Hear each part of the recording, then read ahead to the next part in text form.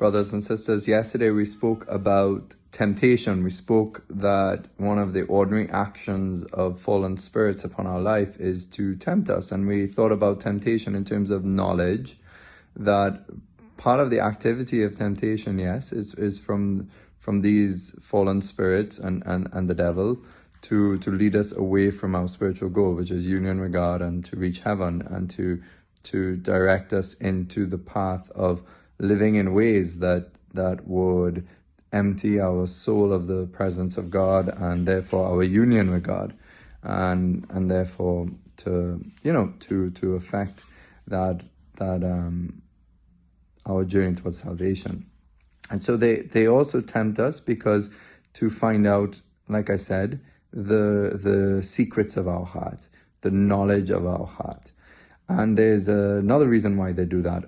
But before that, I want to say that one of the beautiful things we can learn from all of this is that fact is that they don't know our heart. They don't know your interior voice, your interior thoughts.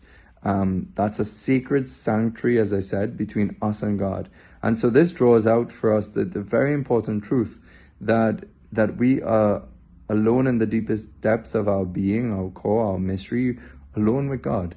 And this is something beautiful, that God upholds us in existence moment by moment. God is not a God like the deist version of God. And deists, they have this sense that God is a creator, but he wound up the world and he steps back. It's like a watchmaker. Made a watch, I created it and I wound it up and I let it tick away and it's on its own. This is not the Christian understanding of God.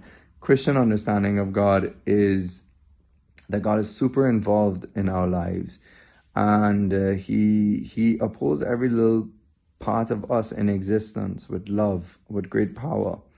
And to get that sense of that we're being held in existence by his intention and by his power is something very beautiful. And that to know that we are alone with this great God, this God who loves us, and we know that this God is in fact a Trinity. That Jesus revealed that God was far more amazing than one could have ever imagined. That God is love and is a Trinity of persons. Now, this God we know lives in our soul by grace, and as Christians we believe and profess this, and we believe that in Romans 8:28 that says that that all things work for the good for those who love God. And this is a very important truth in our spiritual life that brings a serene, calm kind of spirituality that not even my weaknesses and my sinfulness will stop me from the love of God, that will even mess up my life. Because if I love God, in other words, if I'm frequenting the sacraments, I'm trying my best, and I have this fundamental goodwill for God, that in itself is a grace. That means that God is at work in your life, and that God is drawing you to himself, and that God has the mysterious way of turning all things for the good. And included in this action of God, this mysterious providence of God, which is God idea of how to bring us to heaven, to our ultimate end, and his governance helps his providence be fulfilled.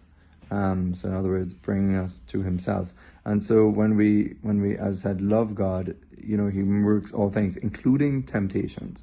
So the reason the Lord does not want temptations, the Lord does not will evil, the Lord did not will the fall. It's completely opposite of anything God could do. God wants the good. But in his wisdom, God can see that there's a greater good that can come about because of temptation, because of the fall, because of all these things. And so God permits these things in a high wisdom that we cannot see, but always for some good. And this is a fundamental Christian teaching. So when God allows, as I said yesterday, the devil and the fallen angels to tempt us, on the side of the demons, they're trying to find out what is in our heart. They're trying to figure out the secrets of our heart, our weaknesses, so that they could then lead us into more sin. And that's why they tempt us. They try to figure out our weaknesses so that they could direct us more in that way of sin, to lead us more away from God. So that if they know our weak point, they know these areas of our heart that need healing, they will try to counteract that. And that's why they tempt us, so that they could lead us further into sin and figure us out more and figure out our weak points. But we know God even is greater than all that, so we don't panic. The devil and the demons are not meant to strike fear into us. The devil wants to strike fear into us so that we would panic and therefore lose confidence and therefore feel paralyzed in turning towards God. But we know God is already victorious. We know that Jesus conquered Satan on the cross. And in fact, while the demons released its full fury against Jesus on the cross, the wisdom of God was such that it brought about their final defeat. And the same thing with us. When we, with God, with all the temptations that come against us, inasmuch as we discover our weakness, God in his providence, the wisdom of the cross, will turn it into our ultimate good. So the more they attack us, the more